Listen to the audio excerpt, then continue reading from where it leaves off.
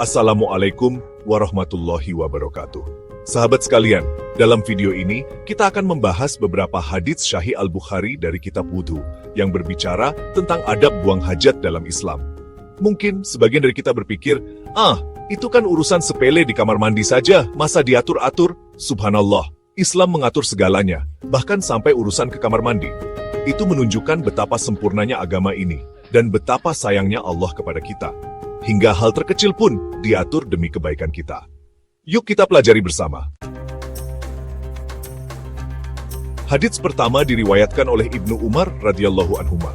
Beliau berkata, "Aku pernah naik ke atap rumah dan melihat Rasulullah Shallallahu Alaihi Wasallam duduk di atas dua bata, buang hajat menghadap Baitul Maqdis." Bayangkan, sahabat sekalian, Ibnu Umar mendapai Rasulullah Shallallahu Alaihi Wasallam dalam kondisi seperti itu, dan beliau meriwayatkannya kepada kita. Ini menunjukkan bahwa tidak ada yang tabu dalam Islam. Selama itu hal yang baik dan bermanfaat untuk diajarkan. Hadits ini juga menunjukkan kelonggaran hukum saat dalam kondisi tertutup. Saat itu, Rasulullah Shallallahu Alaihi Wasallam berada di atas atap rumah yang relatif tertutup dan tidak terlihat orang. Dalam kondisi seperti ini, arah buang hajat menjadi lebih fleksibel. Namun, bagaimana jika kita berada di tempat terbuka? Yuk, kita simak hadits berikutnya. Masih dari Ibnu Umar radhiyallahu anhuma, beliau berkata, "Aku melihat Nabi SAW membelakangi kiblat dan menghadap Syam saat buang hajat." Hadits ini semakin memperkuat hadits sebelumnya, bahwa di tempat tertutup, arah buang hajat lebih fleksibel. Mengapa? Karena Syam dan Baitul Maqdis arahnya berlawanan dengan kiblat dari Madinah. Lalu, bagaimana jika kita berada di tempat terbuka? Para ulama menganjurkan untuk mencari tempat yang tersembunyi dan membelakangi kiblat. Ingatlah, sahabat sekalian, adab buang hajat juga mencerminkan akhlak seorang muslim. Sahabat sekalian, mari kita beralih ke hadits yang diriwayatkan oleh Aisyah radhiyallahu anha. Beliau berkata, Umar pernah berkata kepada Nabi sallallahu, "Tutuplah istri-istrimu." Lalu Allah menurunkan ayat hijab. Mengapa Umar radhiyallahu anhu meminta hal ini? Ternyata, saat itu istri-istri Nabi SAW sering keluar rumah pada malam hari untuk menunaikan hajat mereka di tempat yang jauh. Umar radhiyallahu anhu khawatir akan keselamatan dan kehormatan mereka karena saat itu kondisi malam hari di Madinah masih rawan.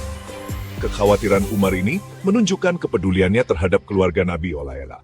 Dan subhanallah, Allah pun menurunkan wahyu tentang hijab sebagai bentuk perlindungan bagi wanita muslimah. Dalam hadits lain, Nabi SAW bersabda, "Telah diizinkan untuk kalian keluar menunaikan hajat kalian." Mari.